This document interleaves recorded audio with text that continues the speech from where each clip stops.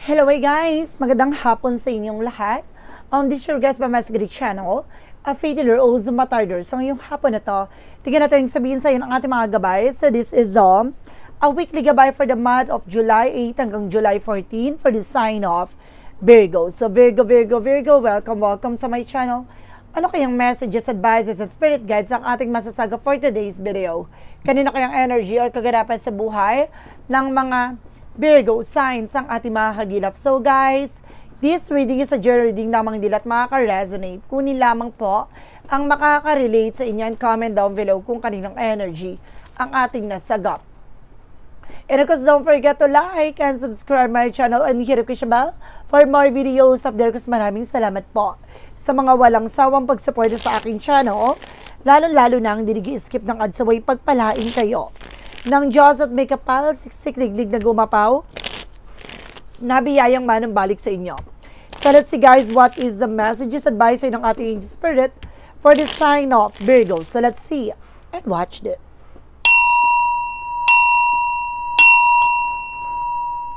Angel spirit guide, please give me information po na kagisabihin sa ng ating mga baraha.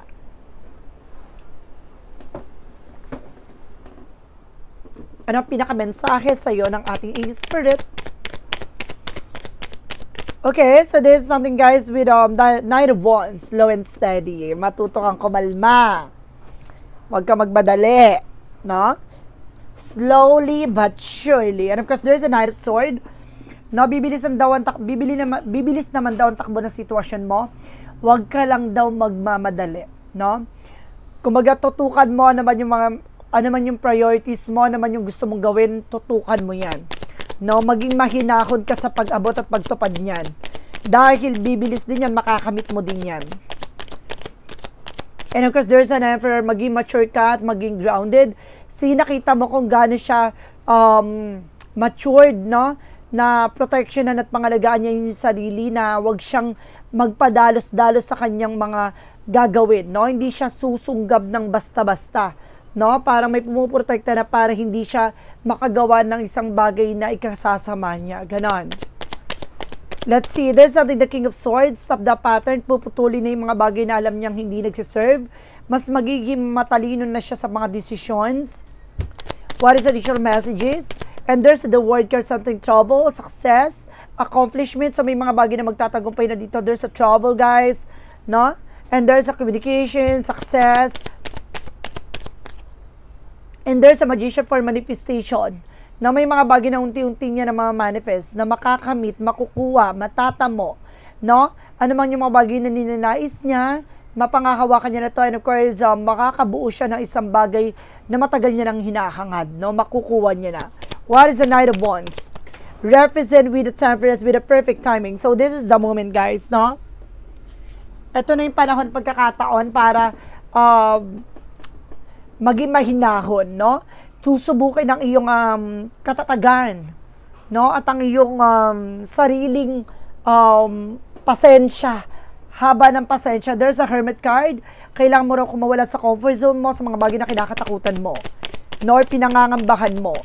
And of course, there's something guys with the Eight of Pentacles. Mag-focus ka sa trabaho, negosyo, hanap buhay mo. No? Mag-focus ka, kailangan mature ka. Pagdating sa mga bagay na yan, huwag ka magpapadistract. Mag-concentrate ka. No? Huwag ka magpapalin lang. And because there's a page of cups, listen to your intuition and listen to your gut feeling.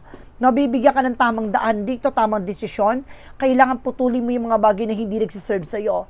Nabibigyan ka ng information with an angel spirit. No? What is the word card? Represent with the Seven of Pentacles, harvest moment. Aani ka na rin ng mga matagal mo ng hinahangad na makuha. Some of you makakapag-ibabansa ka. No, some of you guys, no? May hinihintay kang paper documents, there's a possible na makuha mo na, at lahat ng bagay na pinaghirapan mo, makukuha mo na siya. What is a magician? Represent guys with the Four of Cups, no? Just re-evaluate or analyze, no? Kailangan mo munang pag-isipan lahat ng bagay na gagawin mo kasi magre-reflect to with the magician. Kasi ang magician is something reflections, no? Something desires into reality. Ano man yung mga bagay na gagawin mo, ninanais mo, makakamit mo. Kaya kailangan pag-iisipan mabuti with the Four of Cups. Hindi pwedeng pala decision ka. What is the Knight of Wands and the Temperance? Represent guys with the Ten of Cups, with the happiness. At the end of the time, magiging masaya ka dito. No, sa mga desisyon at may mga bagay na ibibigay sa'yo.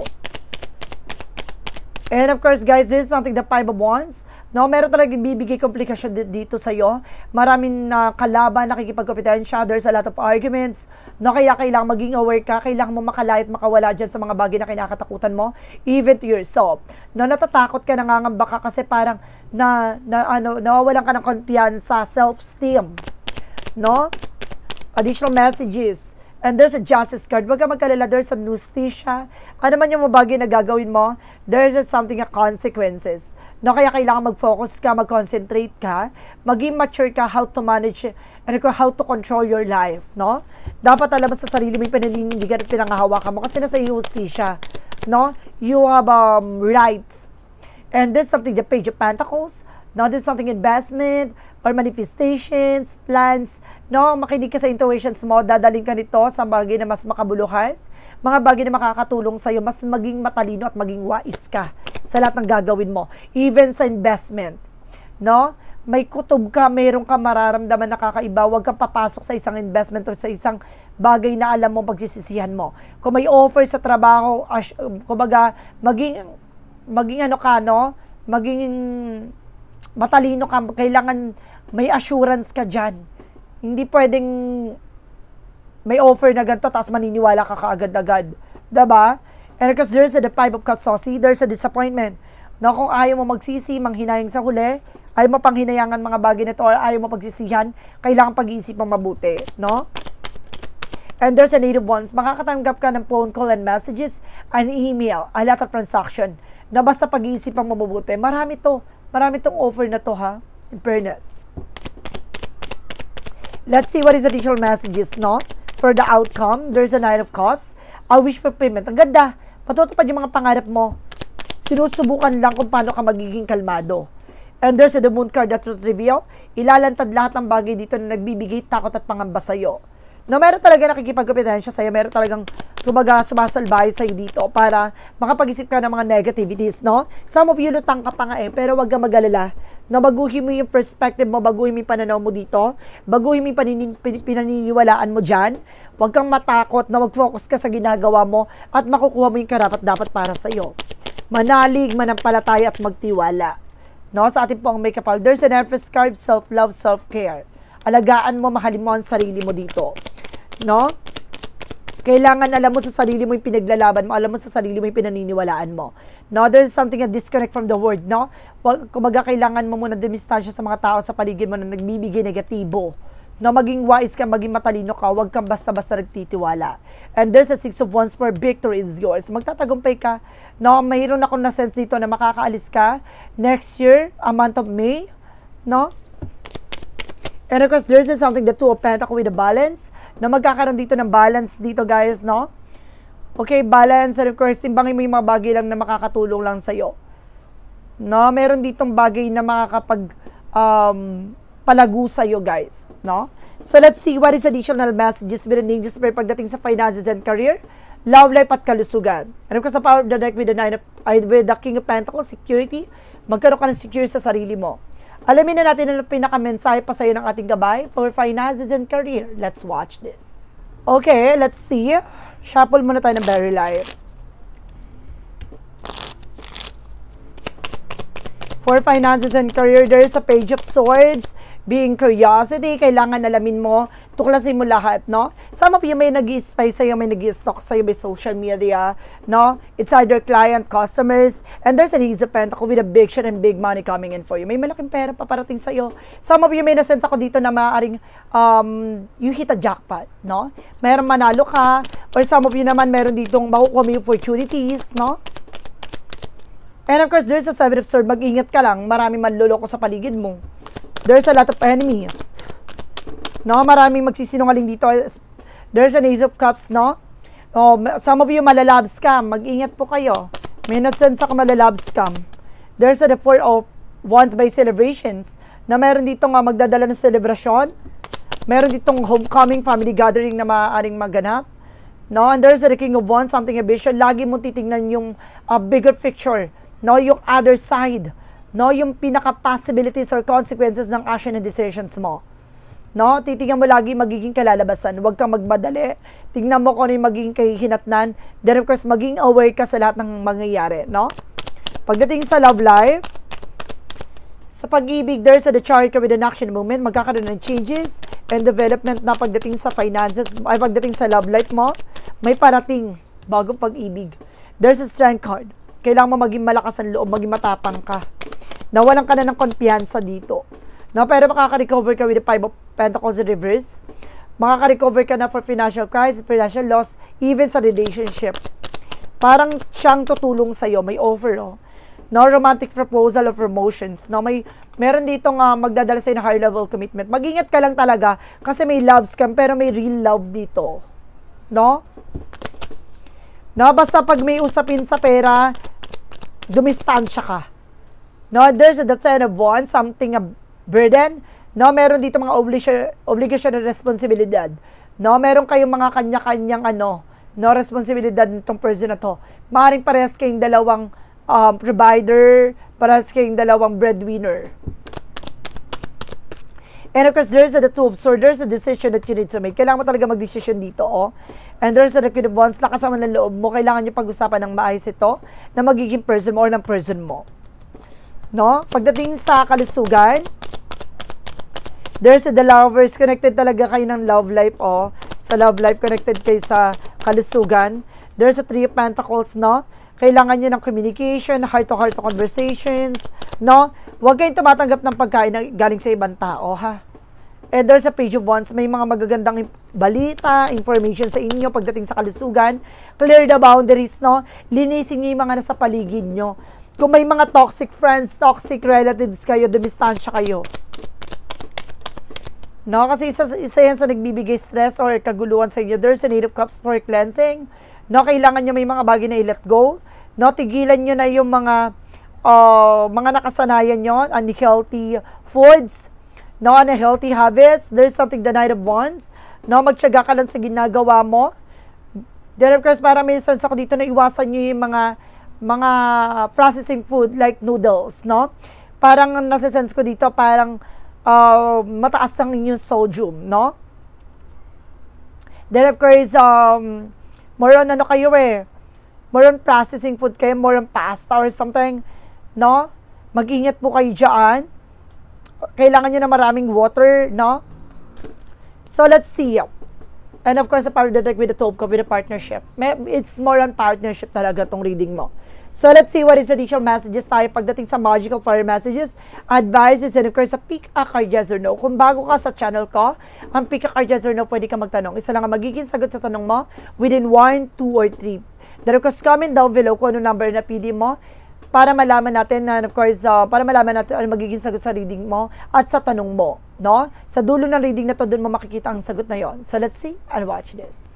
Okay, with the magical fire messages. With the magical fire messages represent what? Okay, guys. Spring, there's a blossoming. May paglago talaga, no? Your desire fully manifest as the flower begin to bloom. Talagang may paglago, may pagsibol, guys. And of course, there's something vegetarian. See, I told you, more veggies ka muna ngayon. Kasi nahihirapan ka talagang mag-detoxify. No? Nahihirapan kang, kumbaga matanggal yung mga toxin mo sa katawan. So, kailangan mo muna ng, nahihirapan ka talaga matunawan. And there's something business venture. Na pagdating sa business, sa trabaho, maraming opportunities pang darating. What is the yin and yang oracle card represent what? For yin and yang oracle card represent what? And there's a thoughts, isolation. Isa sa nagbibigay ng kalungkutan dito, yung kumbaga, ano iniisip mo, no? Ang dami-daming gumugulo sa utak mo. And there's an offer. Maraming offer na paparating. No, maraming offer na paparating. Dapat alam mo kung itong bagay na offer ito is legit. No, there's an attraction sa heart. No, you are also attracted to anyone. No? Maaring swerte ka. No, mayroong gustuhin ka. What is the synchronicities represent what? And there's a resilient. No, kailangan mo magtiyaga sa lahat ng bagay na ginagawa mo. Huwag kang mawawalan pag-asa. There's a flower, guys, ha. Symbolize ng flower is something, an evolution. No, talagang may paglago, may pagsibol. No, there's a bloom talaga with the spring. No, there's a trust. No, kailangan nyo lang magtiwala. No, magtiyaga ka sa ginagawa mo. Darating yung araw na lalago at sisibol ka din. And because there's a dreamer, see? Ano man yung mga bagay pangarap mo, matutupad mo ito. With a romance angel for a mystic love oracle deck. With a romance angel for a mystic love oracle deck. Represent with the player. Some of you guys na meron ditong gumagamit ng strategy or gamitin mo itong strategy na to para laruin tong eksena mo ng maayos, no? And there's a freedom na makakalaya ka na at pakawalan mo na ang nagbibigay lungkot sa iyong puso at damdamin. Diba kung itong tao na to hindi ka dyan mag-grow, pakawalan mo na. No, hanapin mo yung taong makakasama mo for good. And there's a 0404 will slow down. Ito yung sinasabi ko kanina na matuto kang kumalma. Pag-isipang mabuti bawat decision and actions mo. Pay close attention to the people in your life now, your surroundings and your physical health. Don't freak out. It's just a warning to be careful and a way to avoid any further issues. Communicate clearly and keep healthy boundaries. Diba? Ito yung sinasabi ko kanina, maging maingat ka. At pangalagaan, protection mo ano naman yung bagay na meron ka. Huwag kang magmamadali. No, dahil maraming bagay na maapektuhan sa iyo, sa sarili mo, sa buhay mo, sa paligid mo. Just being aware. What is the money move oracle deck?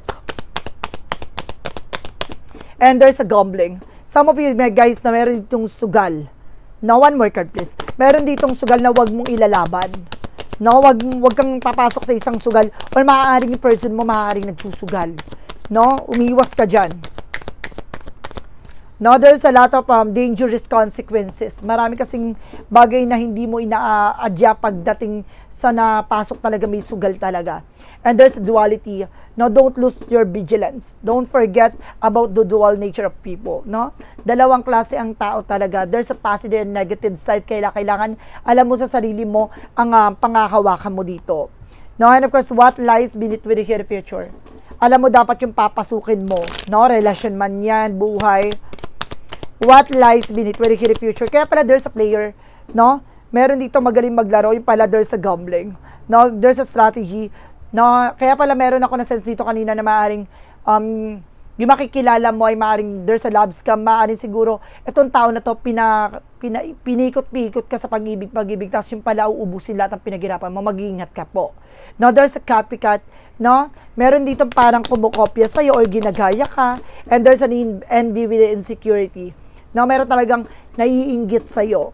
No, ginagaya ka, kinokopya ka, or maaaring sinisiraan ka tapos talagang kung ano man yung bagay na ginagawa mo, siya yung gumagawa nun. Parang ginagaya ka talaga. There is a clarifying for a love situation.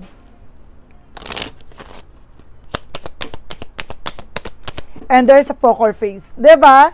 Beware of hidden intention and underlying motives. May motivation. May motives to. Ibig sabihin, meron to motibo. No, may motibo to, may nakatago siyang intention sa iyo. Mag-ingat ka po pagdating sa love. Ito yung sinasabi ko kanina, 'di ba? Iba yung mukha na pinapakita niya sa iyo, no, during nung kumaga first week or maaring first year niya, first anniversary or unang mga araw panahon, unang araw at unang taon niyo pa lang, ganyan, no? Iba yung pinapakita niyo, mga susunod na eksena na habang tumatagal kayo, dun mo makikita yung negative side niya, no? Or else, maaga pa lang makikita mo na, that's good, no? Let's see what is shadow work represent what? Maraming ganap, madaming offer, no? Kumalma ka. What is the shadow work represent what? And there's a relentless craving, consume eroding and habits, no? Addiction is a prison, these guys are sa freedom. So see, meron talaga addictions dito na kailangan palayain o kailangan mong palayain yung sarili mo mula dito sa isang tao na mismong sisira ng buong pagkatao mo. No, palayain mo yung sarili mo hanggat maaga pa. What is the clarifying for your life situation? So some of you guys, kung nararamdaman mo na meron kang tao na makikilalang ganyan, umpisa pa lang, putulin mo na yung connection. No? What is the clarifying for your life situation?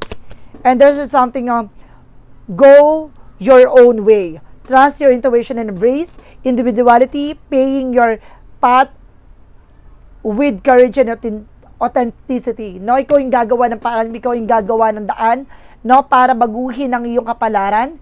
And of course, magtiwala ka sa iyong mga kaba, kutob, nararamdaman dahil hindi ka ililigaw nito. Dadaling ka sa mas makabuluhang bukas, no? May paalala na matuto kang makiramdam, matuto kang pakiramdaman yung mga taong papasok sa buhay mo. What is the path of the light? Represent what? What is a part of the light represented with revert? This is something, guys, na parang ibabalik yung katawan lupa mo or ibabalik ulit yung sigla ng buong pagkatao mo or it's time to disconnect from the world, no? Every day is an opportunity for a fresh start. I embrace the cycle of life, knowing that every ending is followed by a new beginning. In each moment, I am reborn, constantly evolving, become the higher version of myself. No? Dahil sa mga naranasan mo, na pagdaanan mo, no, layo-layo mo na sa dating ikaw. Ngayon pa ba, na darating tong gantong pagsubok sa'yo?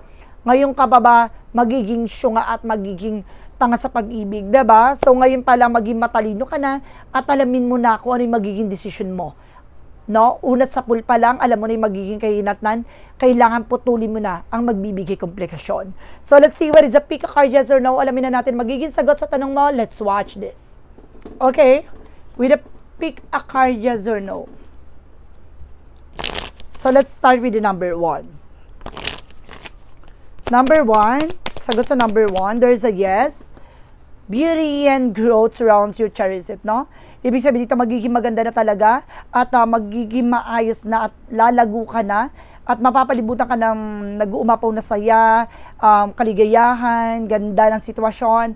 No, there's a yes. Number 2, there is a yes again. Hot opportunities, fire of burning desire fulfill. No, naglalagablab na oportunidad ang papasok sa buhay mo at itong bagay na to ay huwag mong sasayangin, no? Kailangan i-grab mo tong opportunities na to. Number 3. Now, there is something, yes again, clearing the air, refreshing change. No, babaguhin ito ang simoy ng hangin at magiging maganda at sisibol na ang binhi or either sisibol na ang ganda ng iyong sarili. Lalago ka na at mamumukadkad ka na bilang isang tao at bilang isang ikaw, no?